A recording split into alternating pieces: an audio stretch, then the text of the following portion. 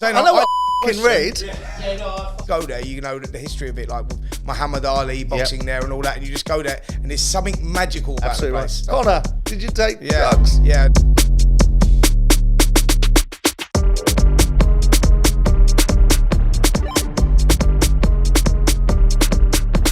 Welcome to Talk Boxing, the Q&A with myself, Simon Jordan, and of course, the inimitable Spencer Oliver. Don't forget to keep liking and subscribing. But more importantly, keep leaving those questions in the comment section below. But Spence, let's get into this week's questions. First one up is from Scott. Sounds like a restaurant. Prime Lennox Lewis or Prime Tyson Fury? Who wins? Tough question, that. It is a tough question. Prime Lennox Lewis or Prime Tyson Fury?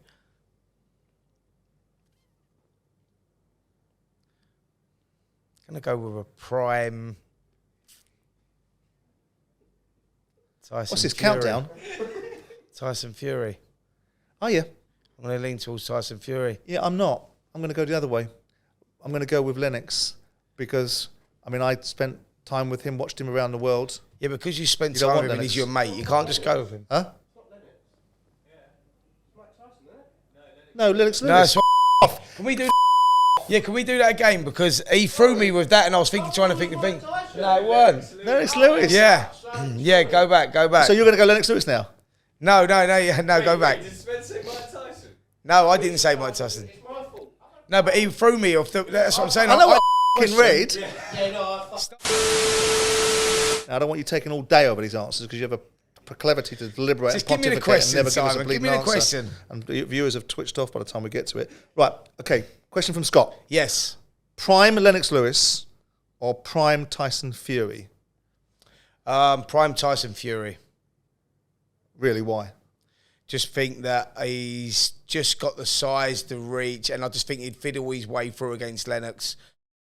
I understand your point. Yeah, but yeah, I think it's a great fight, by the way. Me too. It's a great fight. It's one of those ones. Lennox Lewis is like, he's an incredible boxer. I just think that Fury would have the tools and the style to beat Lennox. I understand your point of view, and I will always bow to the boxer in the conversation, which will always be you. Have your own opinion, mate. I'm going to have my own opinion. Oh, right. And I've seen Lennox go around the world. I've seen him win and lose fights. I've seen him adapt styles. I've seen him do what it takes to beat the fighters in front of him because he's a pugilist. He thinks things through from his chess playing background through to his determination of the fighter that he's fighting. I think he's got the size to go with Tyson Fury, so he won't get lent on and won't get bullied by Tyson Fury. I think he's got the adaptability because he can fight on a variety of different ways. I think he's got the engine. The only person that really caused Lennox Lewis problems was when he fell asleep against Oliver McCall, and he wasn't ready for Hazim Rahman. But when switched on prime Lennox Lewis, Vitaly Klitschko caused him problems because he cut him, and that was the end of Lennox's career. That was a young Vitaly, though, to be fair. Yeah, it was, but not that young. But notwithstanding that, it was Lennox Lewis was coming to the end of his career. I think Lennox has the toolkit to match Tyson Fury for engine, for boxing IQ, for movement, for durability, and for size.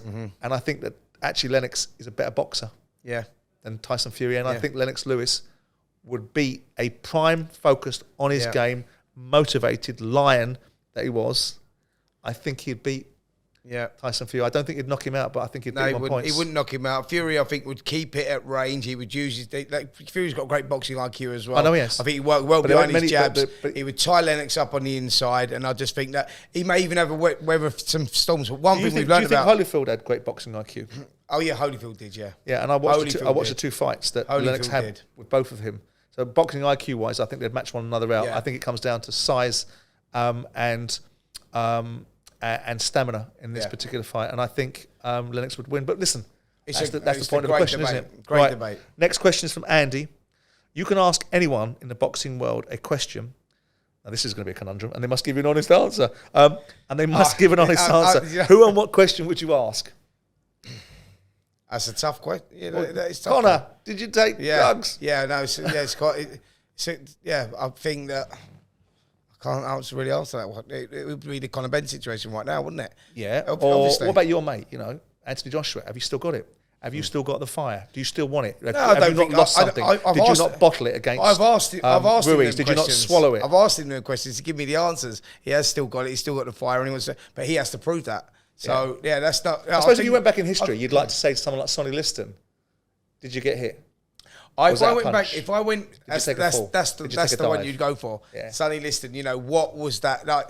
That's the myths around boxing. Yeah. Or Don King lay him on a sofa on his deathbed and go, "Why'd you steal everyone's money? Yeah. Why did Tim Witherspoon have to sue you to get back his money?" Yeah. Well, he didn't get his money back. Never did he? No, he never did get his money back. All right. Did you actually come up with a question? Not really. Okay. No, you've done it for me. I've done it for me. Yeah. For us both. This one's from Adrian. What is the best boxing venue you've been to? And what venue that hasn't been used would make a great one? Right, so I'll answer the first part of the question. The best boxing venue that I've been to, and we've been to some magnificent ones, Tottenham Hotspur Stadium, Wembley Stadium and all of that, but the best boxing venue that I've been to is Madison Square Garden. Boom, that's what I was going to say. Absolutely. Madison Square Garden. Roy Jones, when he boxed Calzaghe. Jones. You said on a different show they never fought. Yeah, no, because that was you putting me under pressure. That was me being in your presence, so I get nervous and all that, you know. But yeah, Calzaghe, Roy Jones, and it was just phenomenal. Do you know what it is? It's the compactness, and all the history. Yeah, it's the history. It's the history. Because it's not a big arena. And and the ring walk is like, I don't know, it's like 10 metres long. Yep. People don't understand that. The ring walk is tiny. And you go from the dressing rooms and like when you go there, you know the history of it, like with Muhammad Ali boxing there and all that. And you just go there and there's something magical about the place. Right. Yeah. I went there for Lennox Lewis versus Evander Holyfield in the fight that he won, and they gave it as a draw. Yeah. And all the New York papers at the time were absolutely screaming about the fix. But the fascinating thing for me was not only did when they put Don King up on the stage, on the screen, you know, the big cameras above the rings, and everyone was singing "Who Ate All the Pies." Yeah. Right. The fact that the Americans, the British were in there dominating the arena, singing, you know, Lennox Lewis Walking in the Winter Wonderland or Lewis Wonderland, and all the different songs, and the Americans are with a bunch of American friends. And all they could come back with was just the atypical USA. Yes, and it was just that spirit of Brits taking over, taking back what we gave you in 1776. Brits abroad. That was exactly the same when Hatton boxed Mayweather. You know, with that, he only had a small percentage of the guys that took over the place. But I do like Manchester. And same with Calzaghe. But I do like Manchester. I saw Hatton versus Costa Zoo. We've been up there recently for various fights, whether it's Amir Khan and Kell Brook or whether it's Joyce. And most recently, Liam and Chris Eubank Jr. I think that's a great arena as well.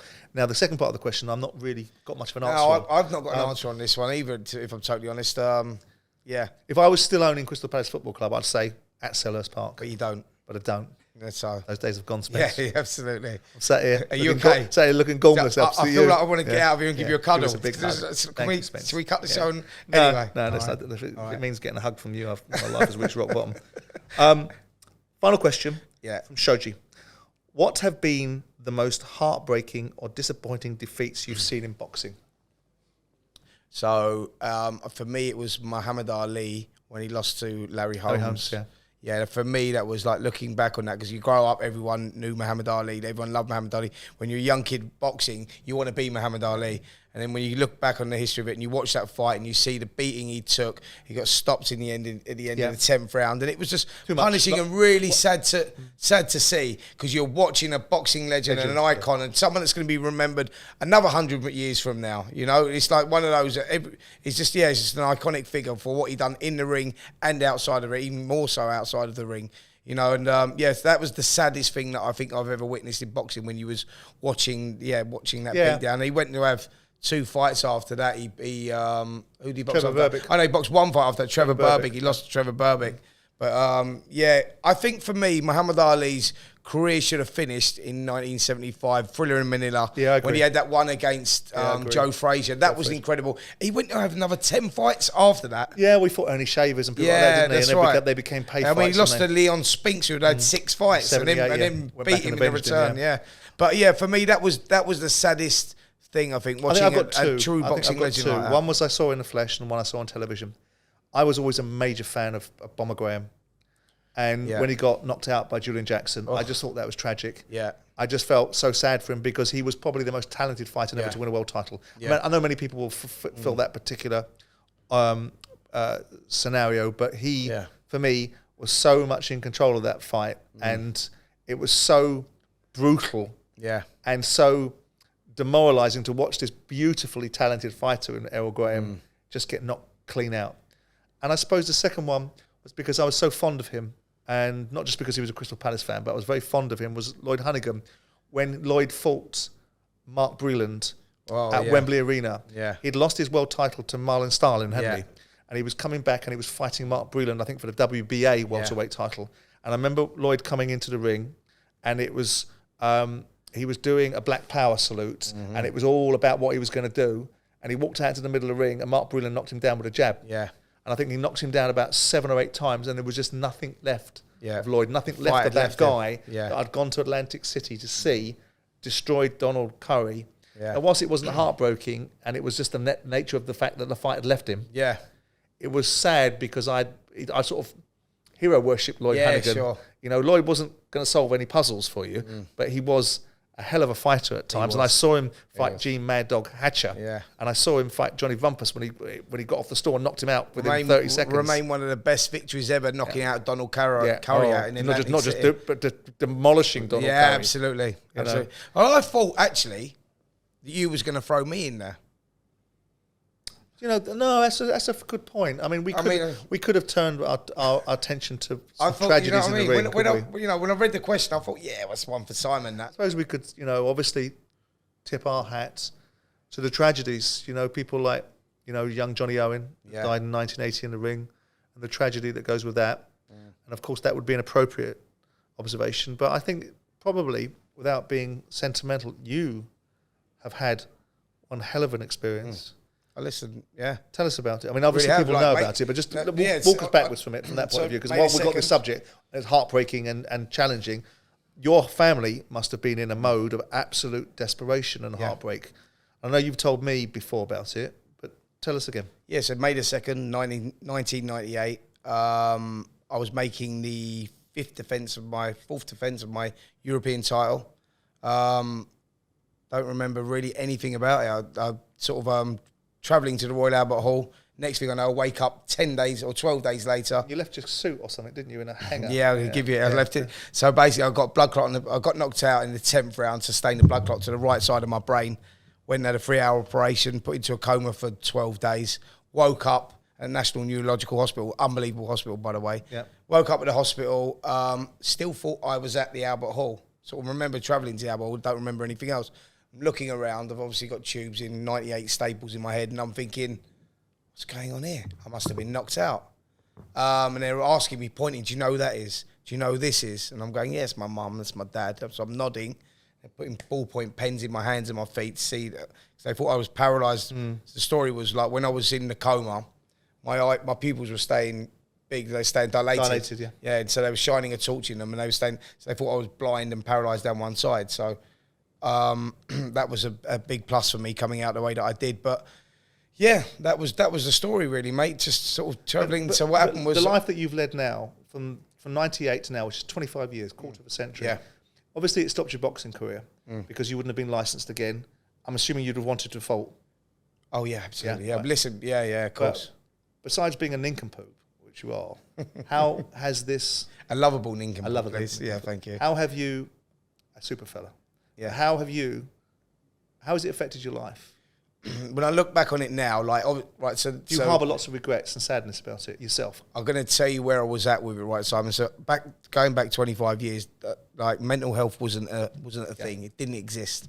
So when I'd come out the way that I'd come out, and I had to learn to walk again, talk again, the rebuilding process was insane. I can't tell you. So I'm 23 years of age. How long did it take, by the way? It took me the best part of a year. Right. I'm 23 years of age. I wake up in a hospital bed. Like I say, I still think I'm at the fight. No one's told me the extent of the injury. So after 2 or 3 days, I'm thinking it's going to take me a while to come back here. I won't be able to box again for a year. Then I'm I need to go to the toilet. So I've got a catheter in, and they're taking the catheter out, and I said, I need to go to the toilet. So they give me a Zimmer frame. I got up. This is the first time I've tried to walk. I've got up, and I'm thinking, fucking hell, this is insane. My legs weren't with me. So I've taken this Zimmer frame, I've got to the toilet, and I'm thinking, I've got this, what is going on here? It's going to take me longer than I thought. And then there was a mirror in the toilet, and I always remember looking in the mirror. I didn't know I had staples in my head at the time. They'd shaved my head down the middle, so I've still got my normal hair this side. And I've got like 98 staples. You can imagine it went from like one side of your head round to the other. And that's when I went, wowzers. It's over. Yeah. Like, it's over. Like, now it's all about rebuilding. I looked abnormal. I looked like the Elephant Man, if there's probably the best way to describe it. So it was swollen out here. And so I was like, wow, now I was worried about the rebuilding process.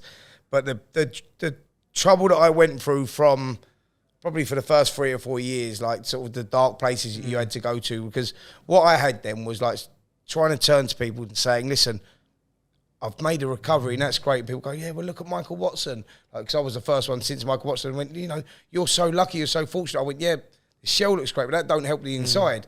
I said, the inside is completely messed up. I said, like, I'm a messed up person, but because everyone was using that one, you know, look at Michael, you've done so well, medical science has improved and it saved your life, sedated you in the ring, and, you know, you made this recovery. I go, yeah, but boxing's been taken away from me. I'm a young kid. So, yeah, it was a tough, traumatic time for me. And it was. But I think you've made, I mean, we're all joking on one side. I take the mickey out of you a lot, and it's only done from affection. I think it's remarkable.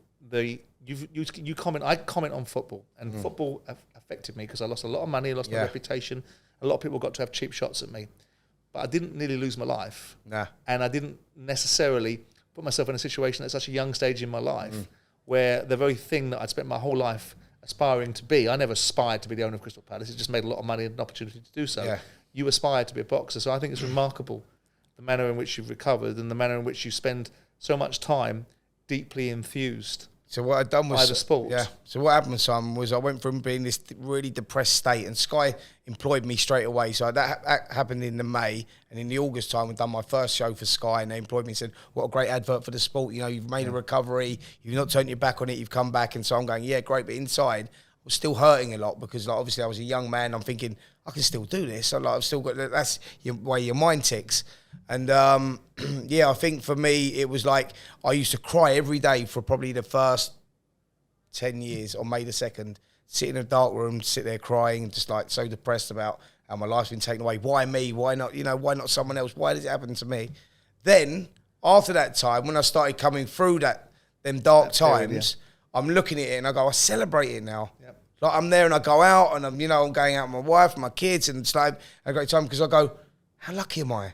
How lucky am I? Look, we all do the job, and you know the dangers that are involved in it, and we know that, you know, that the consequences can be terrible sometimes tragic. And I think, wow, man, I had my fingers burned. But it takes an immense amount of resilience and fortitude to come back from it, and ultimately to be in a state of mind where 90% of the time you're an absolute pleasure to be around. And I think everybody speaks the same way about you, Spencer. What do you mean 90%? Oh, no, that's not very strong, but that's a different discussion. But the bottom line is that, you know, I can't go on with this much longer. I've done my sentimental bit now. I'd rather revert to type and say you're irritating and go to close the show. No, carry on doing what you're doing, because people are seeing a side of Simon Jordan that they don't normally see. Do you want to cuddle, mate? Should we have a cuddle? No. Should we do it? Like a little teddy bear. Like my little teddy bear. I don't want to sit on your lap, mate. I want to give you a man hug. Right, I want to give you a man hug. I'm finished. Right, that's it. Listen, thanks everyone for watching. Don't forget to keep liking and subscribing. Don't forget to keep leaving the questions in the comment section below. And myself and Spencer, see you next week.